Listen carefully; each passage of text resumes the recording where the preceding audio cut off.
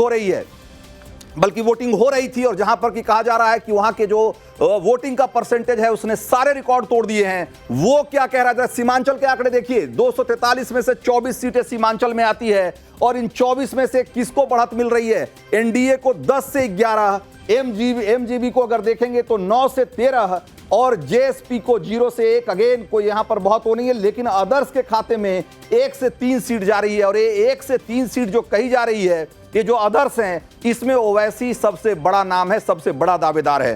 तो ओवैसी की जो पार्टी है एआईएमआईएम, कहा जा रहा है कि उनको 1 से 3 सीटें मिल सकती है, और एनडीए को 10 से 11, यानी कि सीमांचल जो कि मुस्लिम बहुल इलाका है, यहाँ के जो किशनगंज, अररिया, कटिहार, पूर्णिया, ये सारे जो जिले हैं जहां पर कि मुस्लिम आबादी 40% से ज्यादा है, और किशनगंज में तो 69% यानी कि 70% के आसपास है, वहां पर आप देखिए कि किस तरीके से यहां भी एनडीए एक तरीके से बढ़त कायम किया हुआ है उसने।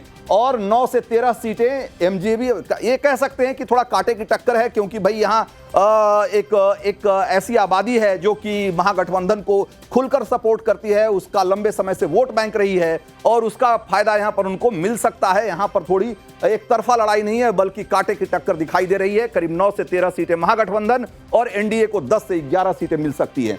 तो ये तो हो गया सीमांचल और तिरहुत का आंकड़ा। अब जरा मिथिला की बारी है। मिथिला में भी आज वोटिंग हो रही है, और मिथिला जहां पर के जिसके बारे में रंजीता कह रही थी कि माछ और मखाना यहां का बहुत प्रसिद्ध है, और क्या क्या इस बार आंकड़े वहां के क्या बता रहे हैं जरा देखिए।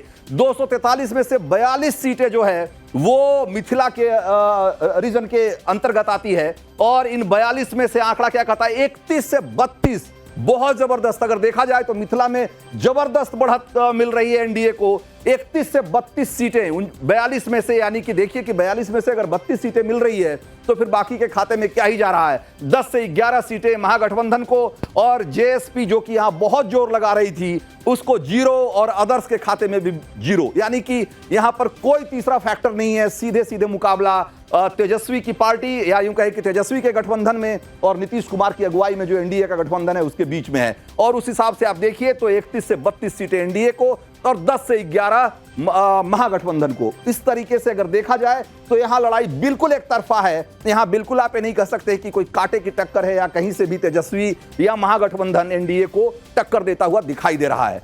तो ये तो हो गई मिथिला की बात। हमने आपको अभी तक जो आंकड़े दिखाए हैं, 3 रीजन के दिखाए, हमने आपको तिरहुत के दिखाए, सीमांचल के दिखाए, और मिथिला के दिखाए। और इसके हिसाब से अभी तक देखिए जो मेन टैली है, या यूं कहिए कि अभी तक का जो आंकड़ा जो आपको दिखेगा, एग्रीगेट जो कुल टोटल, वो क्या दिख रहा है जरा टॉप में देखिए जो आपको दिखाई दे रहा है। एनडीए को 76 सीटें, एमजीबी जो महागठबंधन है उसको 36 सीटें, जेएसपी को 1 सीट, और अदर्स के खाते में 2 सीट जाती हुई दिखाई दे रही है। यानी कि देखा जाए तो एमजेबी यानी कि महागठबंधन और एनडीए के बीच में करीब करीब 2 गुना का फासला है, और ये बहुत बड़ा फासला है। ये जो जेवीसी एग्जिट पोल के जो नतीजे हैं वो कह रहे हैं कि भाई अगर इन्हीं तीनों रीजन को मिला लिया जाए तो इन दोनों पार्टियों के बीच में, या दोनों गठबंधन के बीच में 2 गुने का अंतर है। महागठबंधन को 36 और एनडीए को 76। चलिए अब आगे कुछ देखते हैं। अब अगले कुछ रीजन की तरफ बढ़ते हैं, और आपको दिखाते हैं कि बिहार में जो मगध है, मगध एक बहुत बड़ा इलाका है, और इसके बारे में कहा जाता है कि ये तेजस्वी यानी कि महागठबंधन का एक तरीके से स्ट्रांग होल्ड रहा है लंबे समय से। यहाँ 50 सीटें हैं, 243 में से 50 सीटें मगध में आती है। और मगध में क्या दिखा रहा है आंकड़ा, यहाँ देखिए 21 से 27 सीट एनडीए को, और 23 से 29 सीट महागठबंधन को। और जैसा कि मैंने कहा कि ये तेजस्वी का थोड़ा स्ट्रांग होल्ड है, जो गया और जहानाबाद या इस नवादा, इस तरह के जो इलाके हैं, जो जिले हैं, वहां पर महागठबंधन या आरजेडी या कांग्रेस की जैसी पार्टियां जो है बेहतर प्रदर्शन करती रही हैं। तो उस हिसाब से अगर आप देखिए तो यहां पर कमोबेश उसी तरह की फाइट दिखती है। यहां भी जेएसपी और अदर्स के खाते में कुछ भी नहीं जाता दिख रहा है, शून्य है, 0-0 है दोनों ही खानों में। लेकिन अगर देखा जाए तो यहां एकदम टक्कर की लड़ाई है, एकदम आमने सामने की लड़ाई है। और एनडीए 21 से 27 और दूसरी तरफ जो है महागठबंधन 23 से 29, यानी कि बिल्कुल जोरदार लड़ाई है मगध में हुई है। और जैसा कि अभी हमने थोड़ी देर पहले आपको बताया कि मगध में भी इस बार वोटिंग जो है वो पिछले चुनाव के मुकाबले बहुत ज्यादा हुई है। और ये देखा जाए तो एनडीए को भी इसका फायदा मिलता हुआ दिखाई दे रहा है।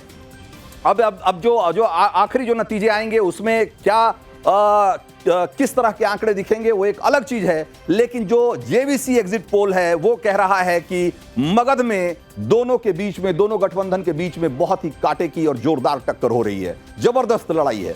तो ये तो आपको हमने दिखाया बिहार के 4 अलग अलग रीजन के आंकड़े, और इन आंकड़ों को देख करके ऐसा लग रहा है कि जो बिहार में इस बार लड़ाई है वो कोई बहुत बराबरी की लड़ाई नहीं है, और एक बार फिर से नीतीश कुमार की सरकार बननी करीब करीब तय है।